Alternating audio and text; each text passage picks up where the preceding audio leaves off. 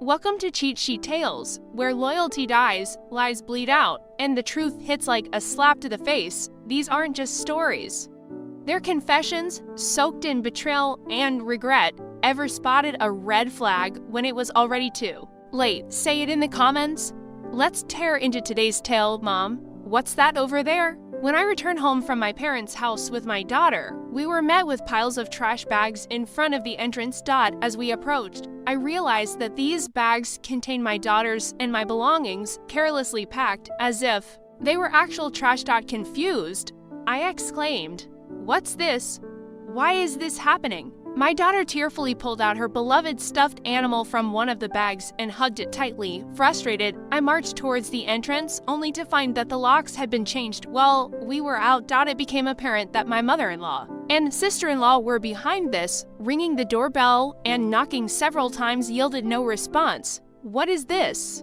Isn't it terrible? I muttered. Upon closer inspection, one of the trash bags had a note that read, "Parasites disappear, never come back." A surge of anger welled up within me, and I couldn't help but express my frustration aloud. "The real parasites are you," I muttered. This was the worst treatment I had ever received from my in-laws in 15 years. Not only me, but making my daughter feel this way too was unbearable. My patience exhausted, boiling with anger, I loaded our belongings into the car and we returned to my parents' house. "I will never come back to this house again," I declared. "I'm looking forward to seeing what happens to the parasites when their host is gone." My name is Carly.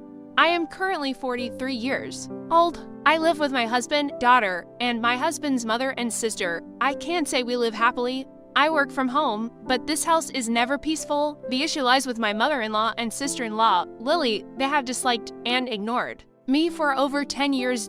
As my daughter Emma grew up, it bothered me less and less. I mainly work as a personal consultant. I started as a fortune teller. But as my blog became popular, I began receiving more consultations on attracting customers, leading to my current job. I met my husband, Mason, through a friend's introduction when I was training to be a fortune teller. I work in sales at a pharmaceutical company, and I also do affiliate marketing as a side job, which is finally starting to take off. Mason gave me enthusiastic advice on attracting customers when I expressed my struggles with fortune telling, attracted by his kindness. We started dating and got married a year later. At that time, our income wasn't great, but Mason always supported me. I'm so glad I married Mason. I truly felt this way. Living with my in-laws began about a year after I got married. It started when my father-in-law, who had been healthy until then, suddenly passed away. My mother-in-law felt insecure about the future and asked my husband to live with us. We agreed to live together in exchange for her taking care of the household chores. Initially, my mother-in-law welcomed our living together and was happy. I hoped we would get along well, but I was mistaken. 2 months later, she began completely ignoring me, perhaps dissatisfied with me not helping with the housework. Soon, my sister-in-law, Lily, also started ignoring me. I didn't mind being ignored, but the challenging aspect with my mother-in-law was her tendency to involve others. Not only did Lily, my sister-in-law, hear about it, but even neighbors and relatives were informed that my daughter-in-law stays at home but says she's working, leaving all the housework to me. If I say even a little, she talks back 100-fold.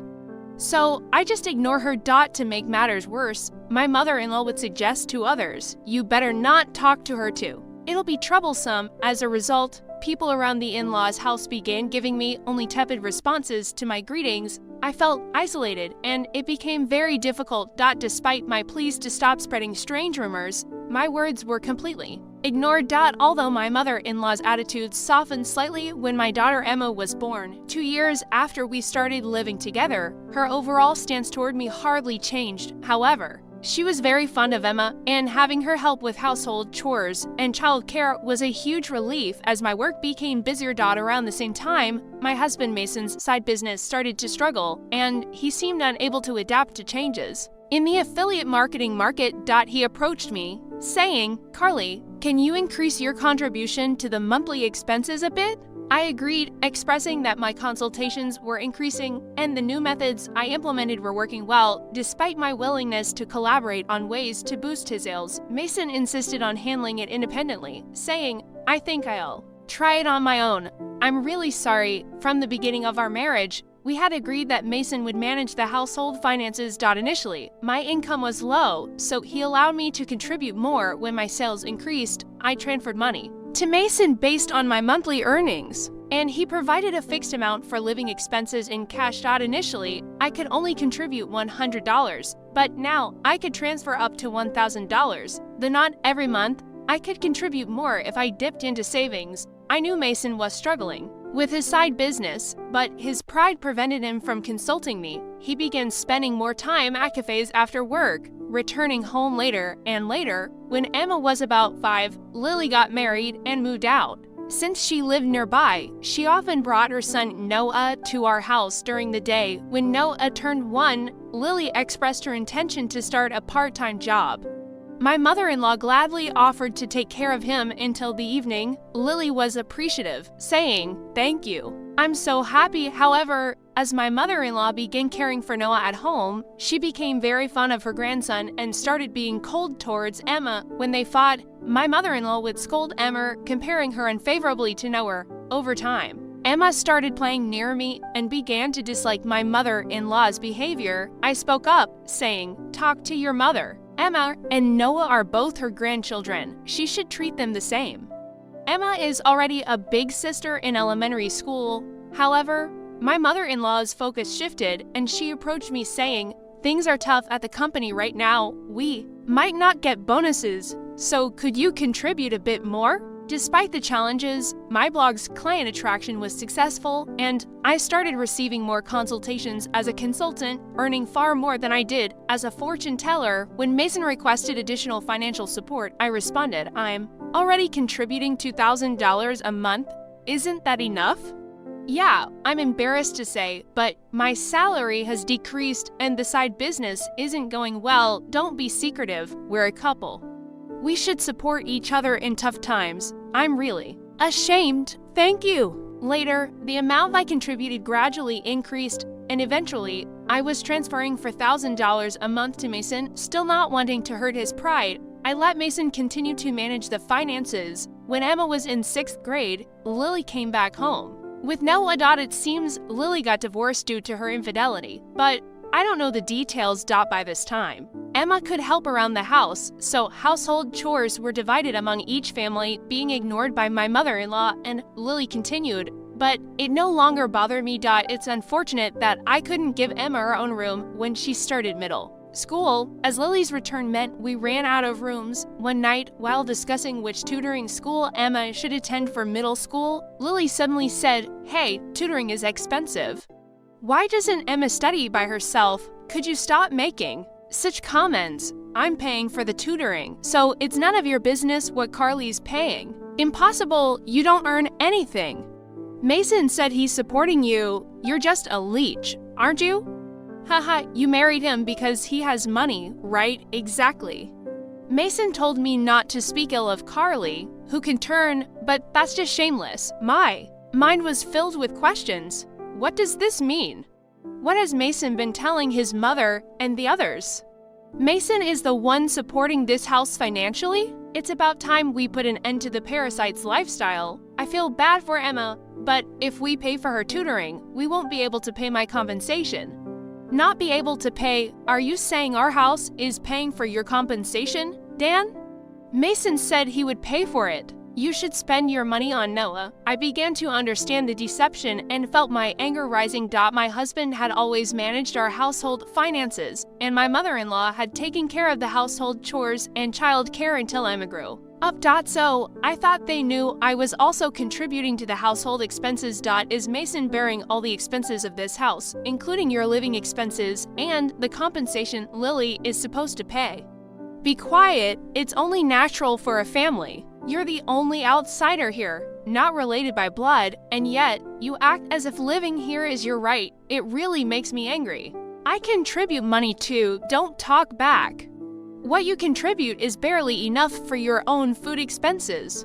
You hardly have any income, and yet you're so arrogant. I could feel my body trembling with anger. I could see Emma on the side, looking like she might cry. I knew Mason had a lot of pride. but I never thought it would be this bad. Certainly, in the beginning, Mason was paying for the living expenses and pocket money for my mother-in-law and Lily, but I had started contributing as well, and now we were living on my income. I needed to talk to Mason properly. Around midnight, Mason came home.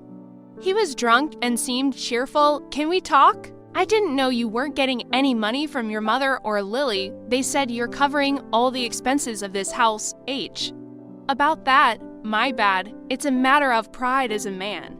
You know, when we started living together, I was paying for everything. There wasn't a right moment to say you were also paying, and in front of the family. Let me be the eldest son a little, please. Mason, with a lighthearted tone like in a comedy sketch, put his hands together. Oh, that's right. I'm going to Conan this Saturday. I'll be gone for a week. Take care. Conan? Why? I got invited to a seminar in Conan by a friend I'm doing a side business with. I'm going to make it a success. So, cheer for me. Carly, well, I'm off to sleep. See you tomorrow. My husband lay down on the mat in a cheerful mood and soon started snoring. My anger wouldn't subside. But recently, with Mason coming home late, we hadn't talked much, and I had no idea about this. I thought he was joking while drunk, but on the weekend, Mason really left with a large suitcase. During Mason's absence, I had the freedom to use the car, so I decided to take Emma back to my parents' house. The next day, a shocking event awaited us. Mom, what is that? When Emma and I returned from my parents' house, there were piles of trash bags in front of the entrance. Upon closer inspection, these bags contained mine and Emma's belongings carelessly packed, just like real trash. What is this? Why is this happening? I don't understand. Emma, crying, pulled out her beloved stuffed animal from the bag and hugged it. Furious, I headed towards the entrance. Has the lock changed? It seemed that the locks had been changed while we were out. This must be the work of my mother-in-law and sister-in-law, Lily. I rang the doorbell and knocked several times, but no one came out. What is this?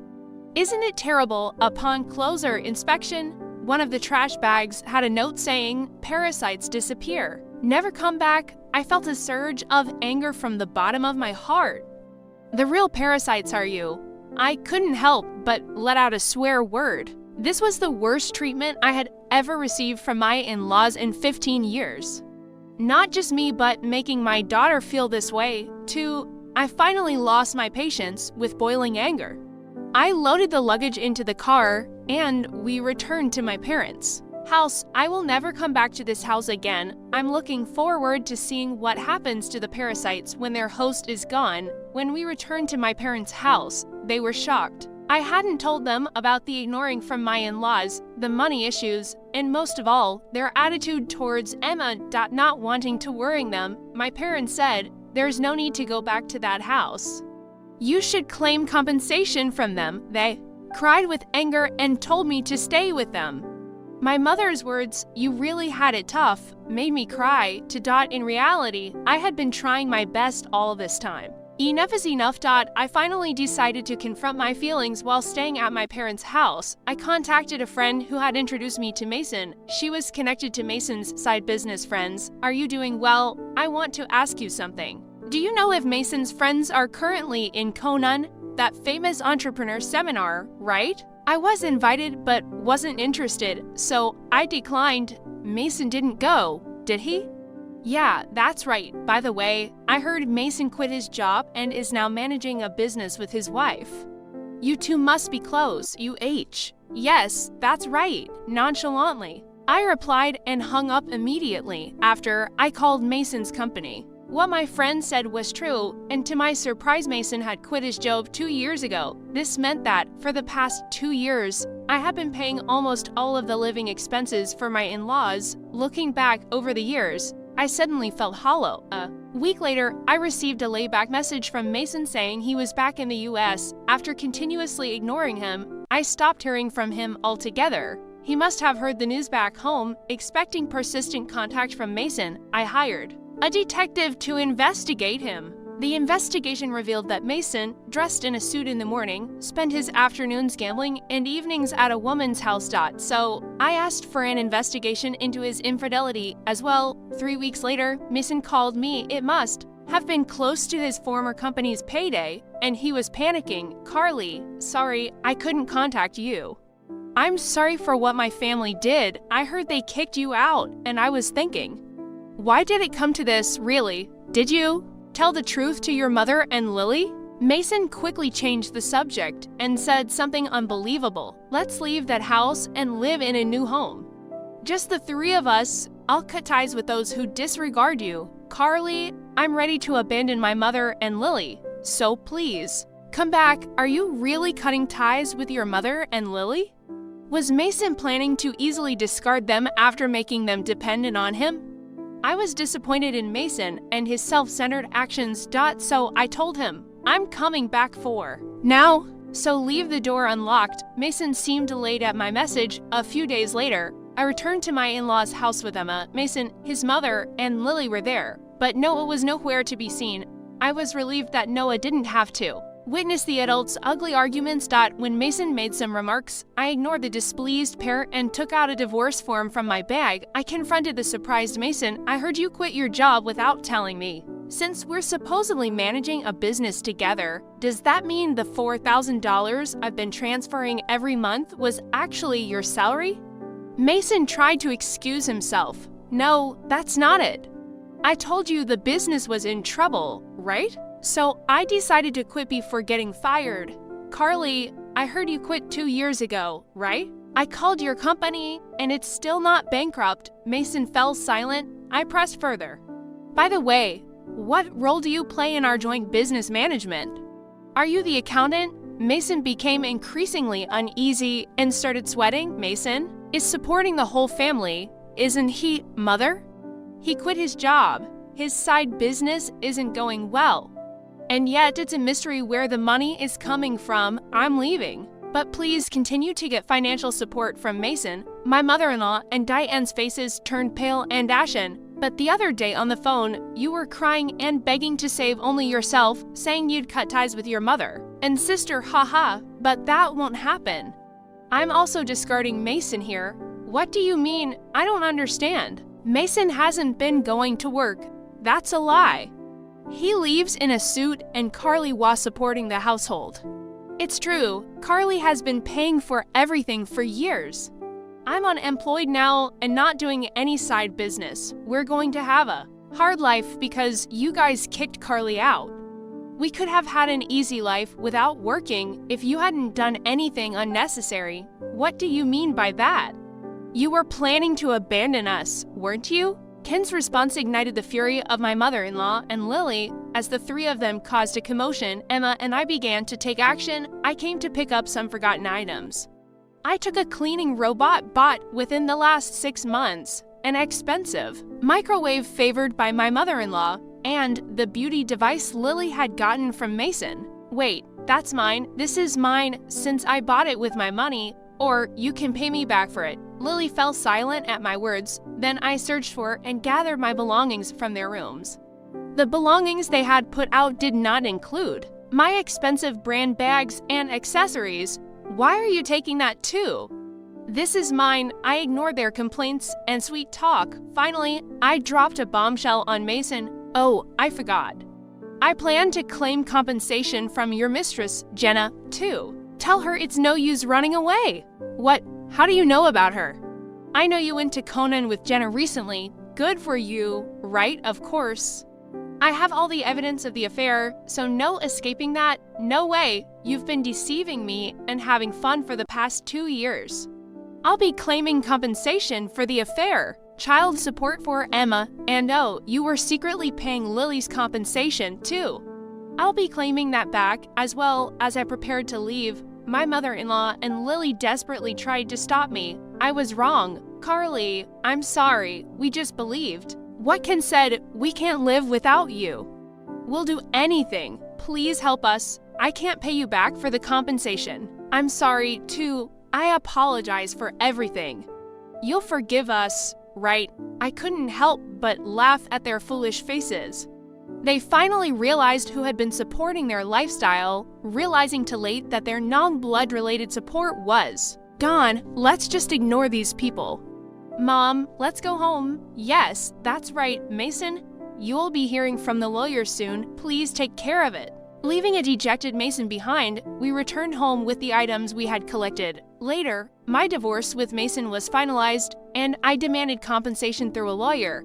I received numerous apologies and pleas for reconciliation from my mother-in-law and Lily, but I ignored them all. Surprisingly, there was still some inheritance left from Ken's father. The fact that they had been living off my money without using their own angered me again. However, the inheritance wasn't enough for the compensation, and ultimately, they had to sell the house to make a lump sum payment, naturally. This included the compensation I had been paying for Lily after selling the house. I don't know what became of Ken's family. I hope Mason can take care of his family, but ultimately he will choose his path. I also claimed compensation from Mason's mistress, which led to an unexpected revelation.